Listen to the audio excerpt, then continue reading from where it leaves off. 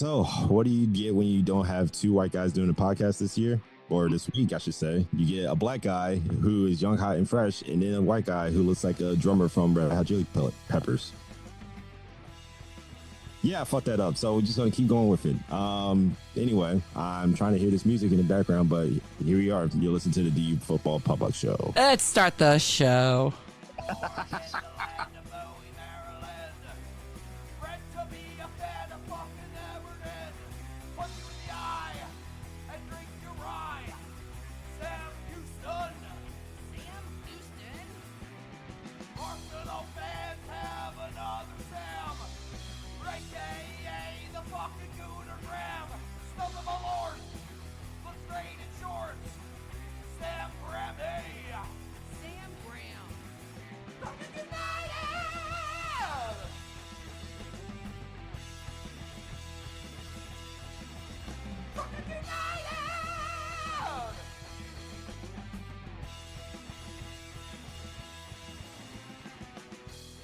Hello and welcome to the DU Football Show, a totally biased recap of the English Premier League as told by two common American schmucks.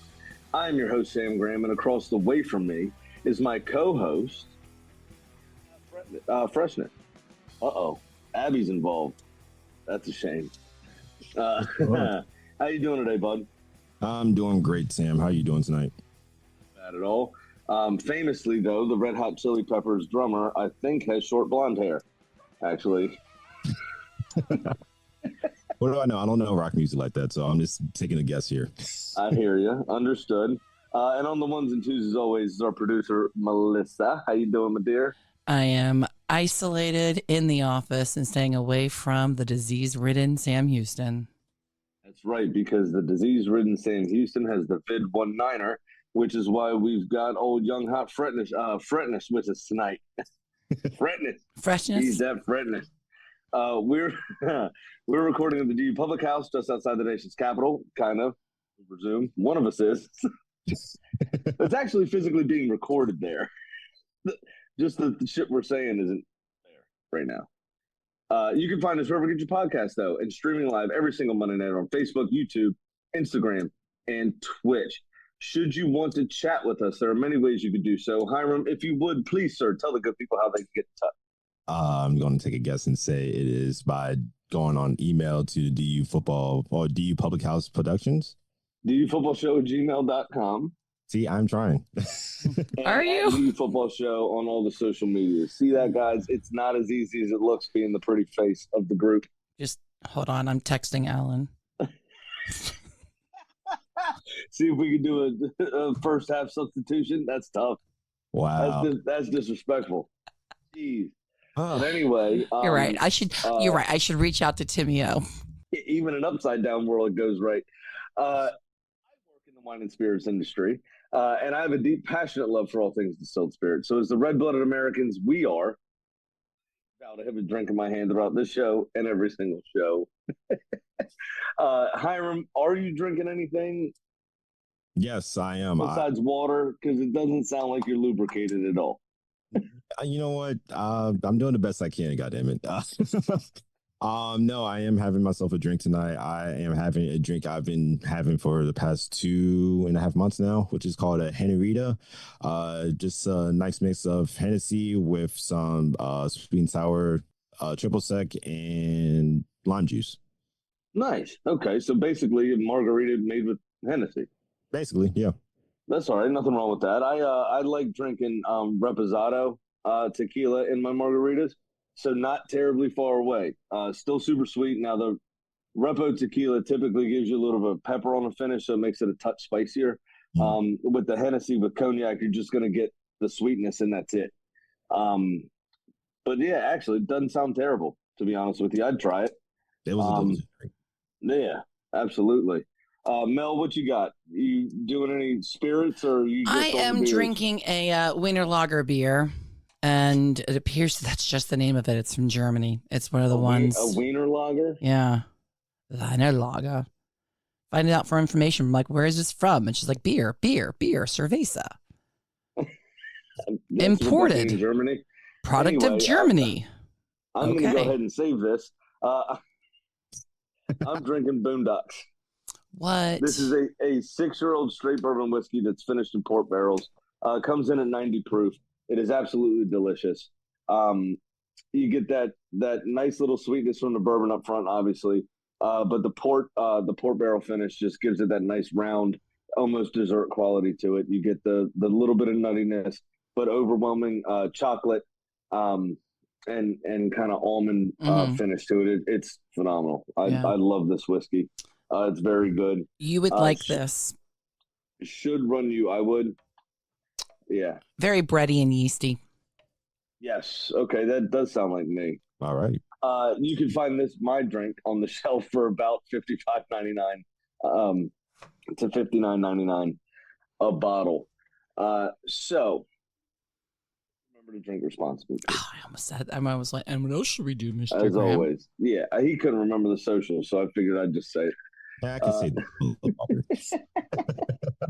Anyway, the weekend got us started with a bit of wild action. Our recap actually begins with a bit of wild action. There are two important derbies to this show, obviously. You have the North London derby, and then you have the derby that matters to one person in this room right now because the other one's laid up and because he's crying too much.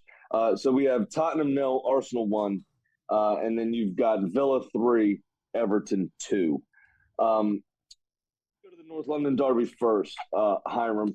What do you think about, into this game? There was a lot of chat, obviously, about Declan Rice being suspended and Martin Odegaard getting hurt over the international break. How did Arsenal deal being without two of their key players?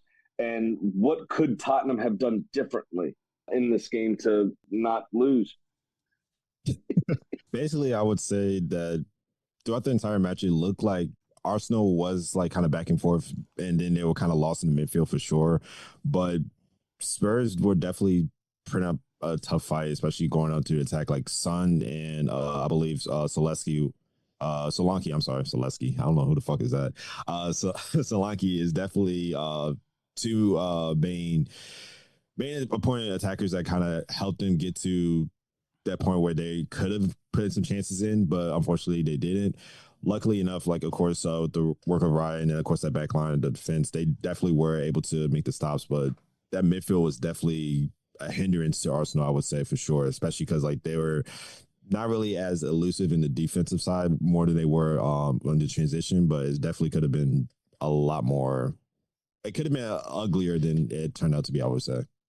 Yeah, I definitely agree with that. I thought this was a very weird game. It was chippy and cagey by one sense. I mean, there was a lot of fouls. Obviously, you had 7 cards in the first half, which was the most in a Premier League game for a number of years. Actually, probably a Premier League record, I think I heard. 8 cards overall in the game. At the same time, both sides had chances. So it was still fairly open, even though it was so cagey and tense, which you don't really get that scenario very often in this league.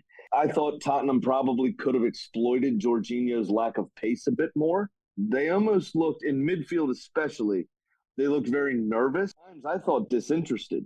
Mainly because I think they were trying to rely too much on Maddison to pull the strings for everything. But again, he's more of an attacking-based midfielder than he is like a central midfield or be like that holding defense.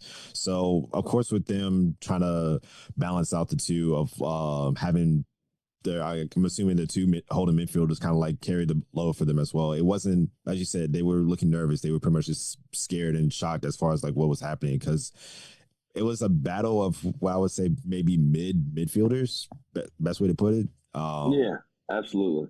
So, yeah. What did you think about Gabriel's goal? Game winner, obviously, the only goal of the game. Great cross in from Saka, right in the danger area, that sort of corridor of uncertainty for the goalkeeper. Do I come for it? Do I not? Maybe 7 yards from his line. Was it a foul, do you think? Gabriel with Christian Romero in front of him. I thought Christian Romero initiated the contact, and I didn't really see full-blooded push. I mean, both hands were on his back, yes, but I think the same thing happened to him in that crazy game with Newcastle last season. with Joe Linton, and that wasn't a foul. So, I kind of tend to agree there wasn't enough in it for me. What do you think? I think it was pretty much an even call. Again, with most of the refs that these days, they will call anything, and there's certain leniency that will occur with different refs that takes place where, of course, there'll be a minor shove and there'll be a card, or it might be like something major and that will be nothing at all. But at least in this case, I think, like you said, it was really nothing at all. Even though it pains me to say that as a Chelsea fan, talking good about Arsenal. But you hate that. You hate them more. Not really. I definitely hate. Well, are you saying I hate Spurs more? Yeah. Oh, for 100%. But I definitely once again, Arsenal are the heroes in this equation. I didn't want to give you that anyway. Like I said, I think it was a pretty clean, even clean push, sort of say, because if anything, it was probably like just his back, hands up to his back to try to get a jump off to get the header, but it wasn't anything to like how to like shove him out of the way or anything like that. Yeah, I don't think it was a foul. Yeah, exactly right. 100% agree with that. Fourth game in a row, Bukayo Saka had an assist, obviously one in each game minimum so far this season. And then once again, another set piece, which Arsenal were the best and most potent team from set pieces last season. Just another positive sign, I think, for the Gunners moving forward this season that we finally got that set piece goal kind of under our belts, and hopefully, the floodgates will open from my perspective. We had that's Gabriel's 15th goal actually for Arsenal since joining. Yeah, I guess it'd be pretty hard to score for the club before you joined. Sorry. Didn't think that one out before I started the sentence. But yeah, I mean, just what a wonderful defender, and the turkey teeth on full display. It was great. I loved everything about it. It's absolutely fantastic. I definitely think like Arsenal, as they've shown in the past couple seasons, they definitely have what it takes to win it all for sure. From this past game, they showed again the defensive line is probably not is definitely impenetrable or not impenetrable, but it's definitely like you can find like some cracks in there, but from this case, it wasn't really as noticeable for sure, where they were pretty much like a solid line of defense. And of course, with Ryan goal, he was pretty much just making all the correct stops as needed. That wasn't really out of the way. But then again, like I said from earlier, like Solanke and Son made multiple chances that could have easily made it like a 2-1 or 1-1 match. But again, they were able to escape this easily. Well, not easily, pretty luckily, I would say. Yeah, I mean, it was David Raya had to make some saves, right? I mean, it was, but all in all, I think it was fairly comfortable for Arsenal for the most part. I guess you could say there was a little bit of luck. There was that one deflection off Timo Werner that ended up being offsides anyway. But Raya had already started his dive. I mean, that ball was destined for the back of the net. It ended up going an inch wide, maybe. But ultimately, Timo Werner was offside. There was a few things that definitely could have gone Spurs' way. You're absolutely right about that. There's two questions I have to finish out this game. The first of which, what did you make overall of Jorginho's performance? I thought he was excellent for what he was supposed to do, for deputizing for Declan Rice, essentially. I thought he was fantastic. And then as well, Trossard in that situation, kind of deputizing for Martin Odegaard in that number 10 position. And I thought both of them were excellent. I thought they were fantastic. And then I have a follow-up question after you finish your thought. Well, I'll start with Trossard, where I'll say he's definitely more suited for a 10 role than he is a left winger, in my opinion. Only because like he definitely is better to, of course, get through the channels, pretty much roam around, get the distribution there. Of course, with Odegaard there, that's kind of hard for him to take that spot as their number 10 or as their main distributor, which I do think that's the kind of slight edge that Odegaard has over Trossard. But if you were to put someone else in that spot, Trossard would definitely be perfect for that.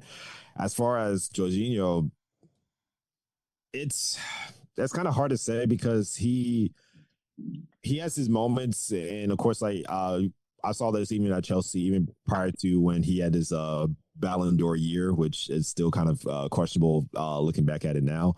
But even still, like when he was, at least in that match, it was still more of like just standard business. It wasn't anything like too extravagant or too out of the ordinary to me. If anything, it just seemed like a pretty solid game, but nothing too crazy that was needed for them. And for him to pretty much pick up Declan Rice's side as far as like him being out for the match, of course, I think he could. I don't know. I think it's also because when you're playing the double pivot more so too, it also has to have a lines when you have like, of course, like Thomas Partey, who definitely does kind of push up a bit, but Jorginho does sit in that holding spot. But I don't know. It's kind of hard to say, especially because like they're both in a sense different molds of players, but they do have like their defensive duties that are kind of like. Yeah, absolutely. I think Partey did a lot of Jorginho's running in this game for sure, and even Trossard to an extent defended fairly well to cover up Jorginho's lack of mobility. But Jorginho, I thought for what he was, the role he was asked to play, I thought he did it perfectly. I thought it was come in, be calm, hold possession, break up play when you can, let Partey and Trossard kind of handle the running, you know, and just don't put a foot wrong, essentially. Just don't do anything wrong, and we'll be fine. And he didn't, and we were. Did you see Trossard have to change his shirt? Yeah, I saw his whole right pec out for sure. Yeah. That was so what happened? I'm not even sure how it happened. I'm not sure what challenge that happened with, but I do know that once he did take his shirt off, I got a little bit of a chubby. I didn't realize the reason he looks so tired all the time is because he's in the goddamn gym 24/7. Okay, how about that? Built. He is built. he knows his way around the push-up. No, for sure. Right? Even like just think about the challenge. I don't know where that came from. Like I saw it more so from social media of like just a giant patch with just his nipple out and just I didn't know where that came from at all. Me, same thing. I'm sitting here. It was like even so. There's like a ton of meme, you know, kind of pages we all follow, right, to talk shit about each other, basically in the closed group, Drunken United FC on Facebook. Make sure you follow that. But nice plug. Thank you. I'm a pro. But one of the memes that popped up was literally, it was like, when did this happen? And it just had him trapping a ball with his tit out. Like, I don't know either. But I do know when he took it off to change it, I was like, "Phew, mate, drop down and give me 10 right now. That'd be hot." All right, so let's move on. Before you do that, I actually do have a question for you. With this being Sterling's first performance in the Arsenal shirt, how would you rate that overall? Because I've seen like some kind of mixed reviews on it. I probably would put him at a 6.5 out of 10. The reason being, he looked like he wasn't necessarily comfortable in the system. He was very just ass focused on doing the job. What exactly he was asked to do, right? And that was check back and cover on the left. That was help back defensively. That was, you know, we're not at full strength, obviously. We're not flying as we normally are. So when he comes on for Martinelli, I think it was more provide us a bit of cover, a bit of levity and calmness because you are older, experienced, blah blah blah blah blah. Give us some love in that department and find yourself in a position. Shoot. I thought when he got into that box that kind of cut in from the left on the edge of the 18, I thought he could have shot 2 or 3 times before he actually tried to and ended up losing the ball anyway. As soon as he came on, I put $5 on him to score live bet. Would have paid me a shit ton of money, actually. I think they had him plus 1,600 at that time. And when he started cutting in from the corner of the box, I was like, oh, money, money, money. And then fucking Van der Ven took 3 steps and was there, of course. because he's the fastest person on the face of the planet apparently now. But overall, I mean, he did the job we asked him to do at that moment. I'd like to see, maybe a month from now when we have, maybe he has 2 or 3 more performances or appearances rather, when he gets a bit more used to the system. I know that he was not called up for the international break, obviously. Most of the rest of the squad was without Declan Rice there. I think in this game, actually, it also hindered Martinelli to an extent and Saka. It kind of, over the last 2 years, we've kind of overwhelmed teams moving forward. But without Declan Rice, Odegaard's pressing as well defensively, I think they decided kind of one of you go, one of you stay.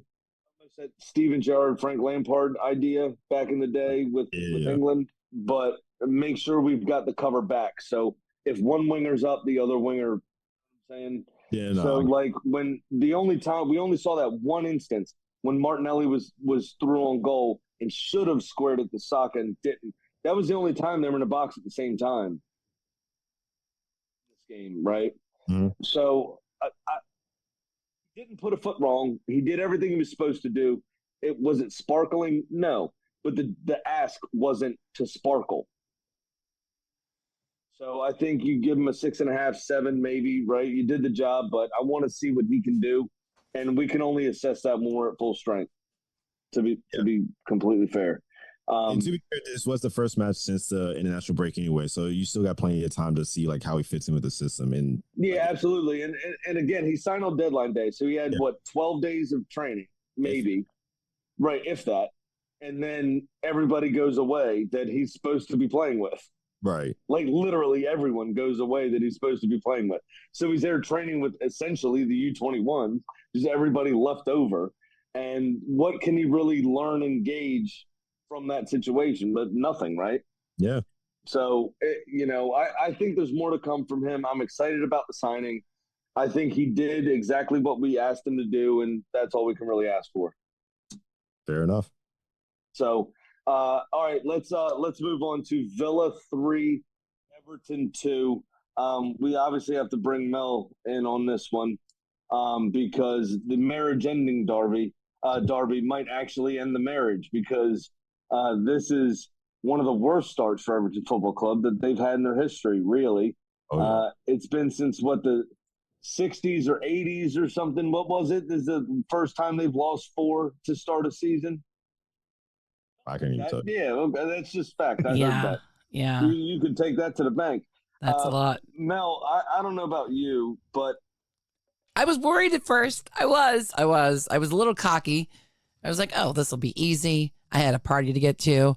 Everton will lose easily in the first half, and then we'll fuck her off to the next event. As soon as Ollie Watkins scored in the first half to make it 2-1, I put $15 on Villa to win the game. Oh, absolutely. And I hit, obviously. That's a good bet. Sam Houston says 1958. 1958, so it was the 50s, even worse than I thought. But yeah, I mean, Villa were excellent. They got slapped in the face, right? Because Everton did slap you in the face. I mean, they were good fucking value. Yeah. The first goal from McNeil was kind of out of nowhere, surprised the hell out of me. Yeah.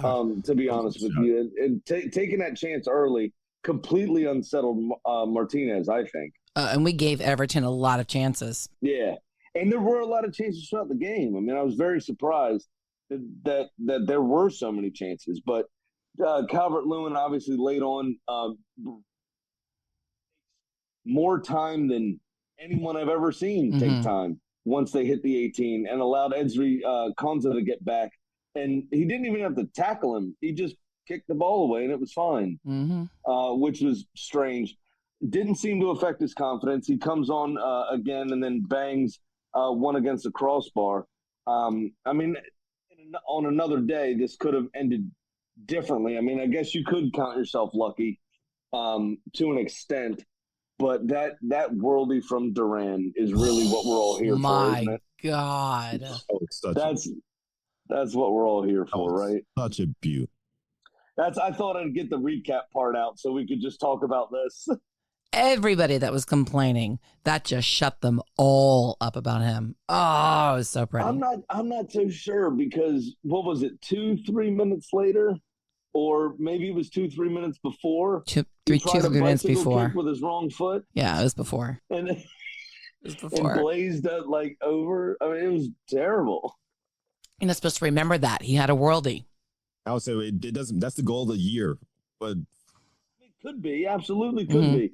But the bicycle kick and then the goal combined gave me big Darwin Nunez vibes. Yeah, is all I'm saying. Yeah, just like what is going through your head, dude, that you thought to do these two things in the same 6-minute span. I don't know. I can say for sure I've become a fan of Durant just from the season alone because I think this is what his third goal in 4 matches, I believe. Something like that. Yeah, he scored a few times this season already. Yeah, because I know he got the one against West Ham, and then I don't know if he scored in the next two. I might be mistaken. No, he did. He definitely scored 3 times. Yes. Yeah. Okay, but just his performance so far, and then the talks about him potentially even replacing Ali in the starting, I think it's even tough now, even after the performance Ali just had in this last match as well.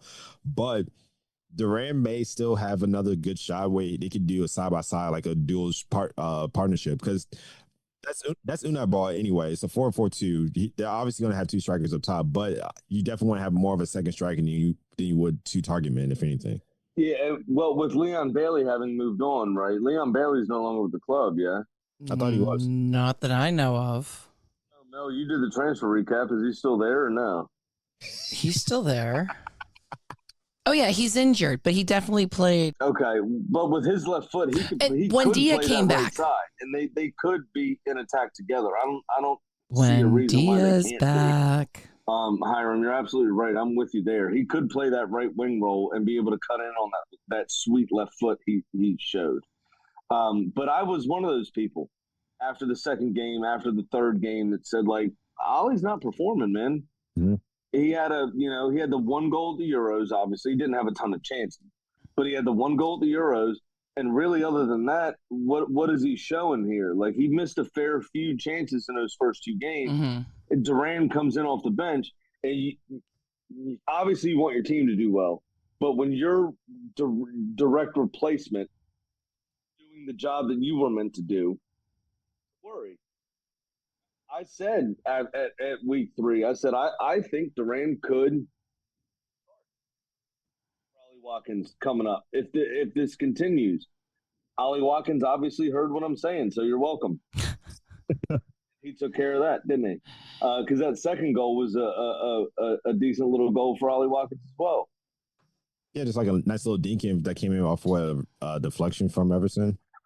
That's right. Yeah. It was a terribly deflected pass, and Ollie Watkins just reacted to it really well. McNeil obviously with the assist in this game, he's going to be hugely important for Everton in their survival bid. I'm not willing to write them off yet necessarily, Everton, but things have to get better quickly. It's not another It's not a bad performance. It's a good performance the last couple of games. But these little 7-8 minute collapses where they ship a couple of goals quickly have to stop for them, or the rot can quickly grow. We've already seen Goodison be a bit of a cauldron in a negative sense over the last couple of seasons when things aren't going right. And I think things need to improve quickly on a result standpoint. Now, I think they will. Once they get their first point, I think things will kind of, trickle down. But I don't know how you guys see it. But I think once they break their duck, I think they'll be okay. It definitely will be a tough strain of games for them to get their stride back. But it might be like a similar scenario that's like it has been for the past 2 years. They'll start off weak. They'll have like a pretty up and down winter period, and then around like spring or like late winter, early spring is when they start to gain some momentum. But then mess around and still finish like 15th or 16th. Yeah, same kind of thought process there. All right, last thing on these guys. Did Michael Keane, another mistake, obviously, to give Ollie Watkins that goal. How fast does Jared Branthwaite need to come back for this thing to settle down at Everton on the back line? Immediately. Like, as soon as fucking possible. Yeah. Even when they were talking about the starting lineups, like before the ball even kicked off, they were just immediately just saying like, "Oh, well, we can't wait for Jared Braithwaite to come back." It's like, Jesus, it didn't even kick the ball off. They're already on their demise. But exactly right. I think that's definitely a big hindrance for them for sure. It's just not looking good for them right now without him in that back line. All right. Here we go into the second bit of this. We have the other side of Liverpool also fails to win in a very strange game. And then City keep on fucking rolling, man. So we got Liverpool 0, Forest 1, City 2, Brentford 1. Liverpool pretty much had all of the play in the first half, and minus that very funny Sells drop, hit his taint, almost go in, recover, smother the ball. Didn't really do much else exciting. No, it was all Liverpool throughout the entire match, and I was genuinely surprised there was no chances even converted at all for sure. Just looking at the stats right now, only 5 shots on goal, but then again, I still don't get how they didn't convert at all. I know it was pretty well. There was a few very, very tame ones as well from Liverpool. They almost to me look disinterested in this game. Again, to be honest with you, I'm not sure after those first 2 performances that were so professional and so businesslike, right? I'm not sure where they turned around, put in this type of day at the office. I think that it was very, very strange from them. Do you think it could have been overconfidence that they just thought like immediately, oh, we have the edge over Forest? It just wrote them off. Yeah, I mean, absolutely could be. I mean, when you get out tasticized, out tactics, I'm not sure what the word is there. You get out thought by Nuno. I mean, Nuno's got experience in the league, obviously, been with Wolves forever. Was at Tottenham for about 12 minutes. And then, went and really plied his trade in Saudi and came back with the knowledge of that, bang-up league. And then coaches Forest to safety despite a points deduction. Now I think you're starting to see the true Nuno and his effects on this Forest team. He got the tactics spot on. Hudson-Odoi, Anthony Elanga, both nailed on starters normally, right? I think only Elanga started this game. The rest of the midfield was brought in to stop Liverpool from playing, period, in this game. And they did it to great effect. 70 minutes, you see Hudson-Odoi come on. Go win us the game, son. And he did. It was fantastic. He is with his right foot like Arjen Robben was with his left. He has scored, 4 goals, 3 goals this season, 2 goals this season. You go back to the end of last season, it's probably 7 in his last 6 games or so, and they are all the same fucking goal. Drive down the left, cut in on his right foot, bang to the far corner. That's just what he does. It is Arjen Robben reincarnated. What he did for you guys, obviously cutting in from the right on his left boot. What he did for Bayern for years, cutting in from the right side on his left boot. And he probably scored out of his, 260 goal total. He probably scored 258 of them in the same fucking manner. So it's just no surprise there. The only real surprise was how poorly Liverpool dealt with it, in my opinion. But I did love that ball hitting what's-his-name's taint. I thought that was very funny. I don't know how he dropped it. That's what I'm saying too. Like it was an easy catch too. And how do you manage for it to not only drop behind you, but then still hit you in the ass? That was simple. It was just a very simple catch that you had to do. But weird thing to have happen. That was very, very fucking funny. City keep on rolling 2-1 against Brentford. I think this one really just boils down to Brentford scored too early. Yeah. Gave City too much time to come back. You score that goal in the 60th minute, things get nervous, probably get a draw. But you scored after 22 seconds.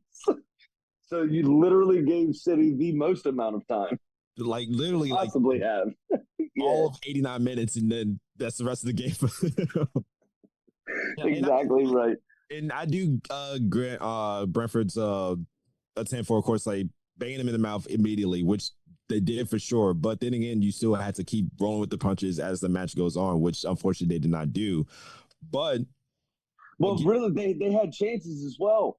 In the 3 minutes and 30 seconds in, should have had a second goal with Embuemo, and he didn't do it. But as you say, once City settled into the game there, it went exactly how you'd expect it to go. Yeah. After that, they could have been two. I mean, there was another kind of half chance, but realistically, you would expect them to be 2-0 up, 4 minutes. And here comes fucking Haaland, as usual. He is on track now after this 2 goals. He is now on track to score 85 goals this season. He's on pace to score 85 goals this season. Isn't that ridiculous? Are you talking about like a Premier League season or like a calendar year? League season. Jesus Christ. He's got 9 in 4 games. The fact that I've literally saw I guess it was a meme more like 10, right? Yeah, because he had 3. Because he had 2 hat trick, and now 2 again. So that's 10 goals in it. Yep. That's, if my math is correct, that is 10. But even on that one, I think. Even like the fact that it's like he's literally coded, like we joke around about him being a cyborg and like a robot and everything, but he's literally coded to give you at least 2 goals a match, at least so far this season for sure. And we were like, speaking of Chelsea, we were just barely lucky. Well, yeah, I would say we were barely lucky to even stop him from getting a hat trick, but even still, like, that was bound to happen because Haaland is literally just going to go in and score a goal, especially when you have distributors like De Bruyne, you have Silva, you have Grealish, who occasionally will play on time and time. You have Foden, who also is a threat as well, too. Probably the second. Hasn't even played yet this season. Who, Foden? Or did he come on? He may have come on. He came on. He came hasn't on. Started yet this season. Yeah, that's what it was. But even still, like, he's just unstoppable. And the question really is, how do you stop Haaland? There we go. Got it. And now that happened. Southampton 0, United 3, Brighton 0, Ipswich 0. I don't even want to talk about Palace 2, Leicester 2, Fulham 1, West Ham 1, Bournemouth 0, Chelsea 1, and Wolves 1, Newcastle 2. Southampton and United. Southampton are just bad, aren't they? Yeah. I really want to give him the benefit of the doubt for this match, but Jesus, this was very abysmal. Pretty pitiful. I can't even really. There's nothing that I mean, they were awarded a penalty, and Onana saved it easily. And this is a guy in preseason that told somebody where to shoot it and then dove the opposite direction. It was really weird. And he ends up saving a penalty. I don't understand how bad they can actually be, Southampton. And they started okay, to be honest with you. I mean, it was a slow start to the game as a whole. But they started okay in this game. They had a chance or two. But then Matthijs de Ligt got an excellent header. Ball was behind him, readjusted his body, sent it to the far post. Ramsdale couldn't get to it. And really, the result from that point forward was never in doubt. It was pretty much inevitable as soon as the header went in from De Ligt. And I really wanted Southampton to do well in this match, not because anti United or anything like that. Like, I genuinely wanted Southampton to at least put up a decent performance because I feel like they might have a chance to at least maybe stay up, but it's hard to tell because they could be like another yo-yo team as well for the season. And 100%. I think they really should have converted two things, really. They definitely should have converted the penalty. That was pretty much the easy goal for them, at least in my opinion, when you're going against Onana in the PK spot. And two, Ramsdale really pretty much had no support in that back line to help him at all, especially for his first match. He never does these last couple matches. You know, I think this is now second on the bounce for him since his move from Arsenal. And this could have been worse. The last game could have been worse as well. The one before the international break. I mean, he kept them relatively in the game. I said it before the season started. I don't know where the goals are going to come from. To be completely honest with you, I don't know where the goals are going to come from for this team. It just doesn't make a ton of sense to me where this team stays up. It just doesn't. Garnacho obviously drawing a red from Dale Stephens. Terrible tackle. Yeah. Absolutely pathetic challenge. Shouldn't be on the pitch. Wasn't really any protests and fair dues for that, but that was atrocious. That's something I don't want to see. I think he should be suspended for more than one game, to be honest with you. Went straight into studs up, straight into Garnacho's knee. He did recover and then obviously scored in the 96th minute to really put the bollocks to him, which is good. Brighton and Ipswich, 0-0. They played a professional football game. That's about all we need to say about it, in my opinion. Yeah. I got nothing. 6 shots on target. 2 of those 6 shots on target happened in the space of 3 seconds. It was terrible. This was a stodgy, ugly, terrible match. And if you like Premier League football, don't tune in to that one. Let's go to something a bit more exciting. Palace 2, Leicester 2. It still is weird to me seeing Jordan Ayew in a Leicester shirt. Yeah, that threw me off when I saw that the other day. It's a bit weird. It is, but especially against Palace. That's what I'm saying too. It was like really drove it home. Yeah, that's very, very strange. It was a good start to the game. They're nobody took their chances, but there were a couple of chances to take that everybody kind of fucked off. Wout Face almost gave away a penalty, which would have been enjoyable to me because I hate him and I hate his face, to be completely honest with you. What did you make of this match, man? I mean, Leicester, obviously, Jamie Vardy, of course, is going to get the goal. He was talking shit to people in the crowd, which he's known to do. He did fail to do the eagle, which he has done previously. I was looking for it once he scored. I didn't see it. But the Red Bull and vodka floweth. What do you think about the rest of the game?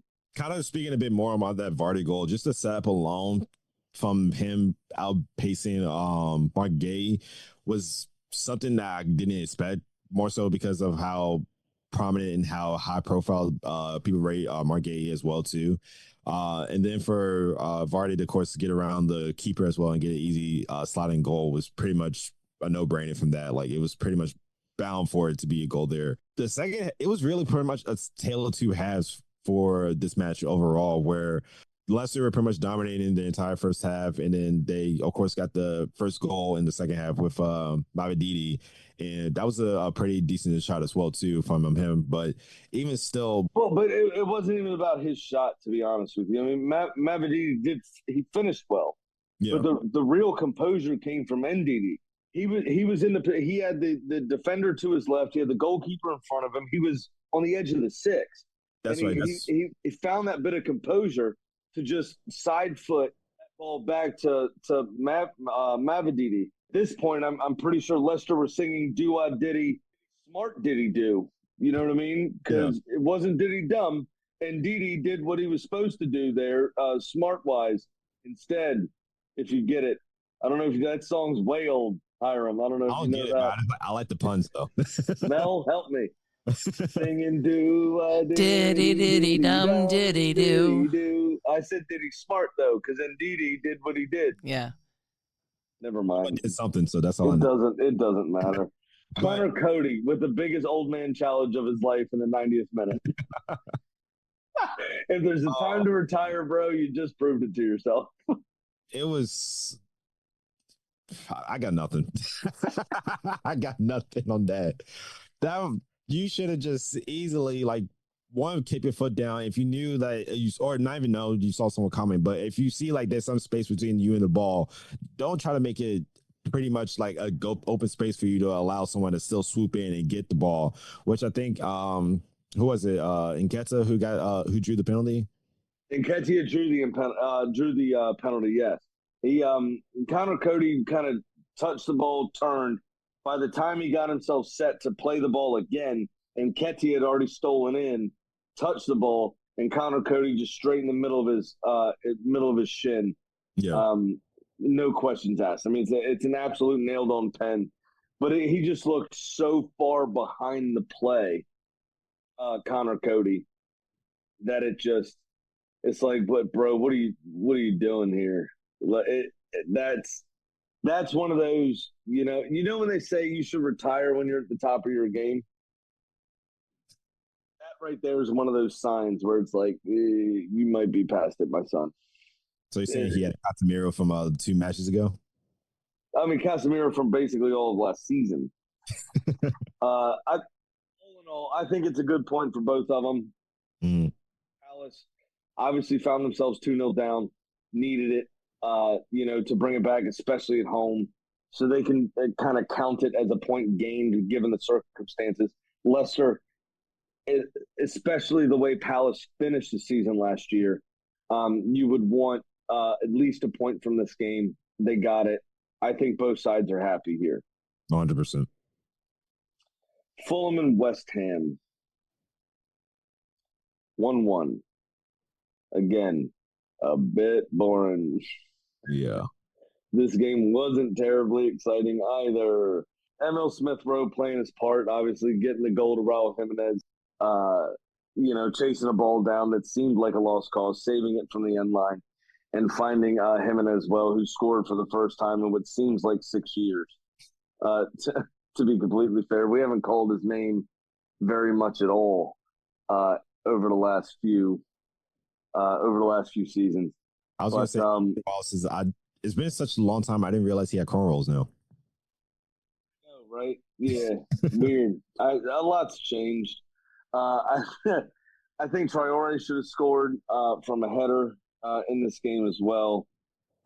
Where is this what Fulham could expect to be this season? Just kind of the almost done it guys, but not bad at it.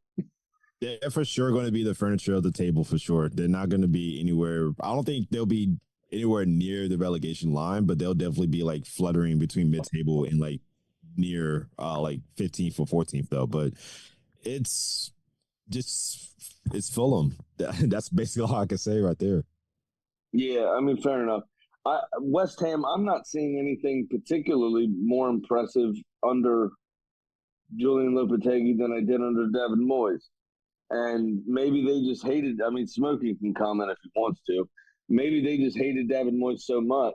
And yes, I am still calling his David from his time in Spain. But maybe they just hated him so much that it literally could have just been somebody else. But it just seems like it's another angry old man in charge of the team. Because they weren't exactly adventurous either. I couldn't agree with you anymore. Me personally, I would prefer Moyes football over whoever the fuck is their manager now. I could care less about who it is. I don't even want to try to guess their name, but it's because they're more contending when they're playing. They were more aggressive in their play, whereas now they're just very passive and just letting things just coast by and very conservative with the ball.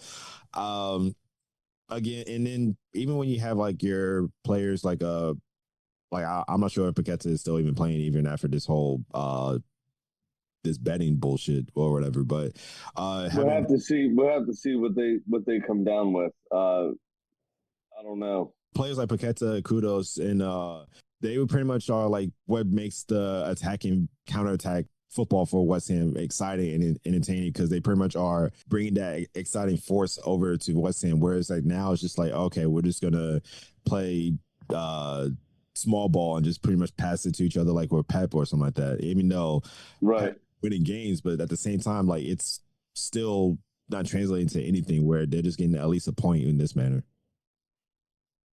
yeah. I just don't understand it. I really don't. Bird Leno also should have saved the goal. Yeah. He got a full palm to it and pushed it into his own corner. So this should have been a 1-0 loss for West Ham. I just don't see where it's gotten better, to be completely fair. All right, let's get on to your boys. Bournemouth 0, Chelsea 1. Most cards in a game for a fair few years. I think was the total amount of cards in this game. Yep. Obviously, Jadon Sancho came back to football. Didn't look like he's missed a beat.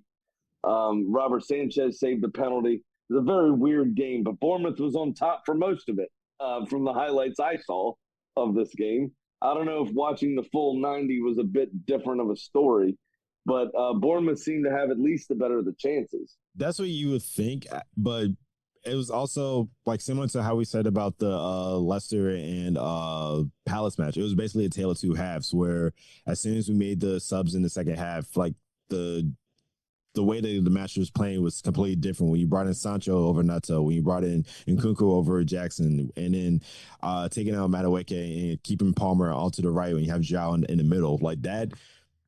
If I was Maresca, that would be my starting 11 or starting forwards at least. I know you want to keep Madueke in the starting lineup because he's been in good form, and I still would after this match, even still like he didn't do as much compared to his previous matches. But overall, I think with Sancho coming in, and of course, this is his first match in the Chelsea shirt, and he's making his rounds following his disaster of a spell with Manchester.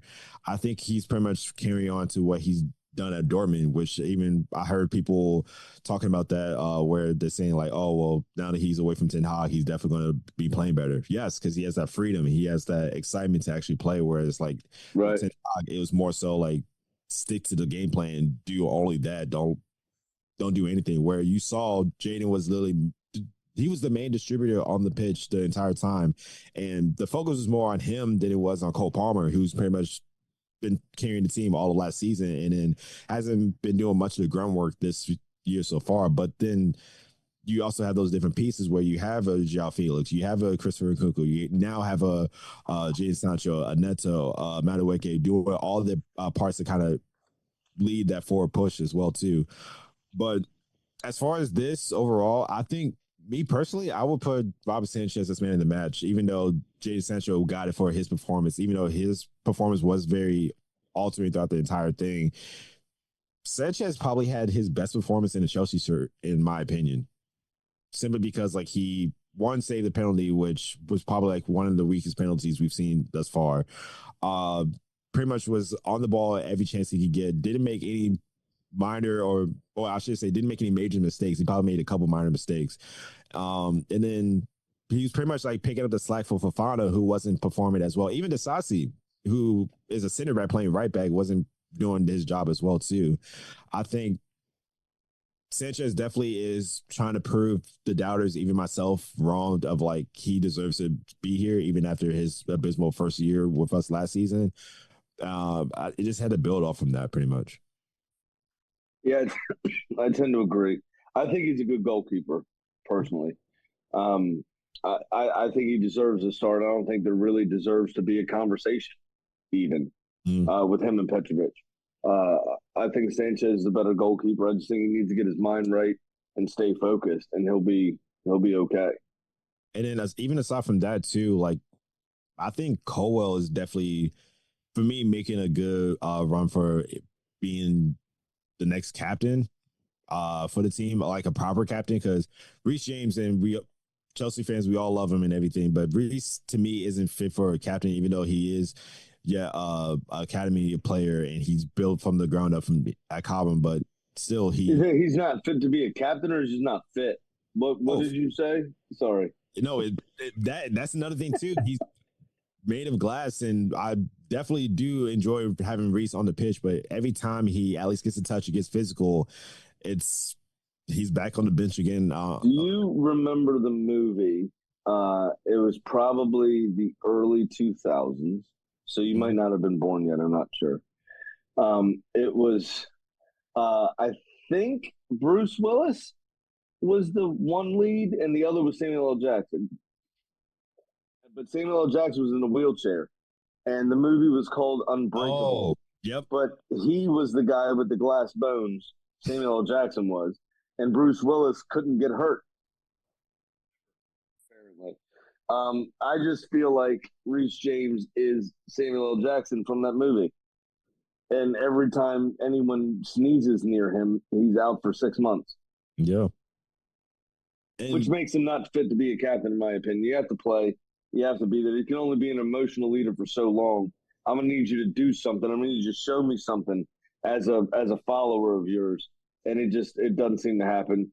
But Chelsea looked like Enzo Maresca specifically looks like he's starting to figure things out and starting to get things right. And he did it by, guess what? Trimming the fucking squad down. I'm not playing these cunts. I'm working with these 22 cunts. And that's all I'm doing, period. Point blank, end of story. But we'll have you three here for reserve just in case. But these 22 are who I'm focusing on. And that seems to, big surprise, have worked. When you have too many people involved, and, you know, Pochettino, for instance, starts talking about lemons providing some sort of magical presence. The whole thing was very strange, and it didn't surprise me why it was going wrong. Anyway, we move on to Wolves 1, Newcastle 2. Very slow start to the game as a whole. Just one shot on target in the opening 36 minutes. But EU Big Sam Division #1 pick, Strand Larson grabbing an assist for the Mario Lemina goal.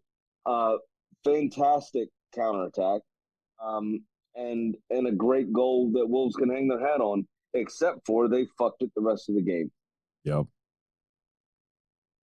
I was more disappointed in Newcastle's kits than I was than Wolves. What the fuck are these? It's ugly. I didn't like it either. It's not good. I was not pleased. But no, Wolves definitely just fumbled the win overall from that match itself. Lamina was definitely man of the match from at least for the first half.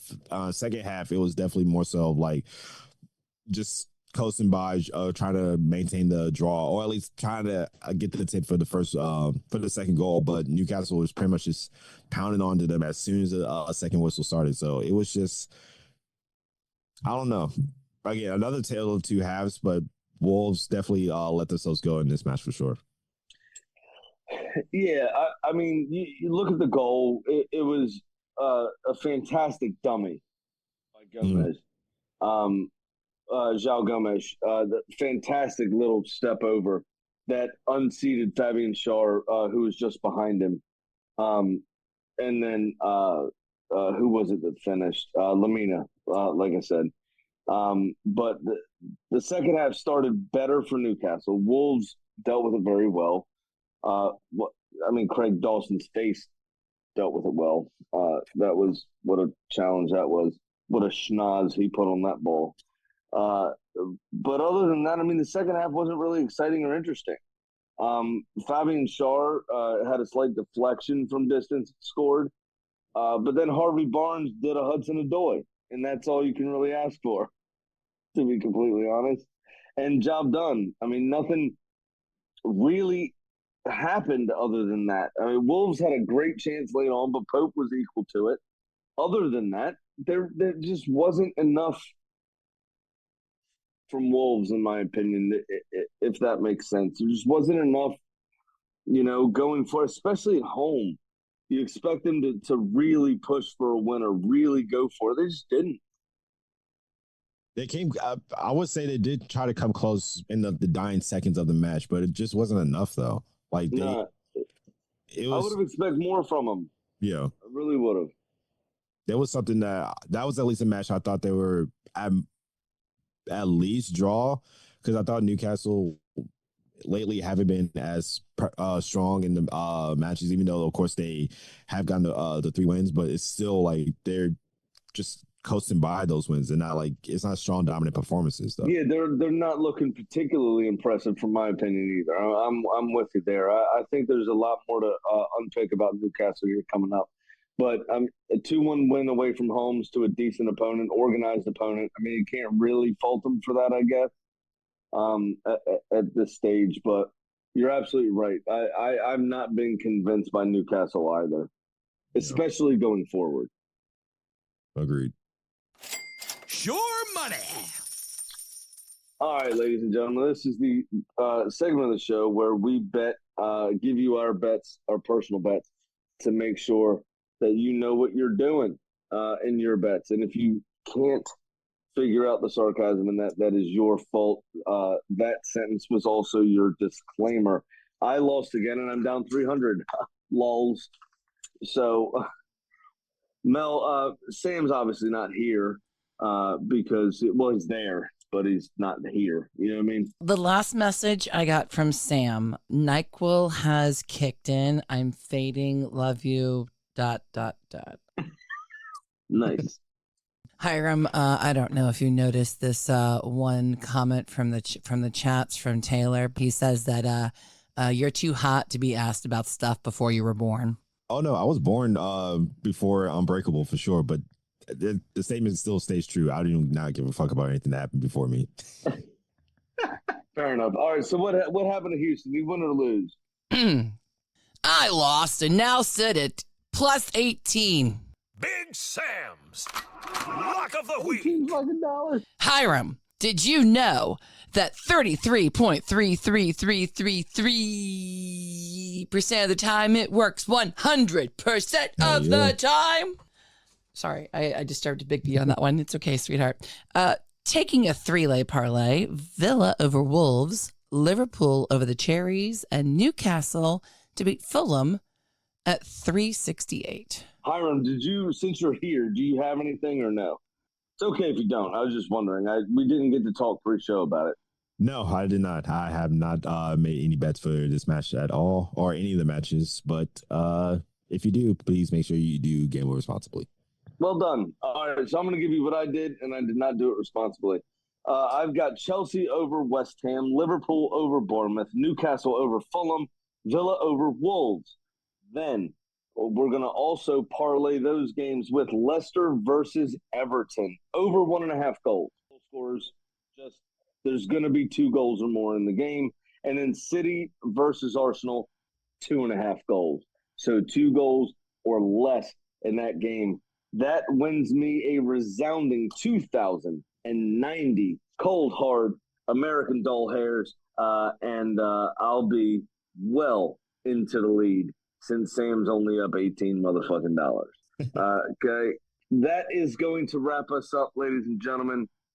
Thank you for tuning in to another DU football show on this fantastic weekend of footy. It actually wasn't that spectacular, to be honest with you. There's a few games gave us fuck all, to be completely honest. But we did our best to bring you the funnies from this weekend. Hiram, do you have any parting words, my friend? Yes, I do. Make sure you do check out any of the DU football podcast shows from the past, but also check them out on Patreon as well too, so you can go ahead and help them grow more into make this a bigger show than it ever will be. Other than that as well, I've always mentioned that I do have a podcast myself. That show is called It Really Be Like That. It'll be out when I say it'd be out. I said it will be out in July. It is September, and I am still yet to record it. So just stay tuned. That's all I can say. Listen, motherfucker, it'd really be like that. Thank you all for joining us once again at the Football Show on all the social media. The Football Show at gmail.com, patreon.com/the Football Show. Sign up, dudripshack.com. Get yourself some motherfucking merch and support the show. Always get in touch with us. We love reading your comments. We love hearing your emails. We love doing everything that Mel takes care of on the ones and twos. Thank you, Mel, for doing all you do, as always. And we will see you motherfuckers next week. Born in the land of Bowie, Maryland. Bred to be a fan of fucking Everton. Punch you in the eye and drink your rye. Sam Houston. Sam Houston? Arsenal fans have another Sam. AKA the fucking Gooner Graham. Smells of a lord, but straight in shorts. Sam Graham, hey. Sam Graham. Fucking United!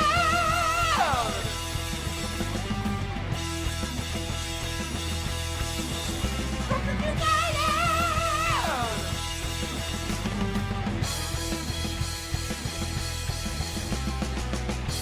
Hit the fucking mute button!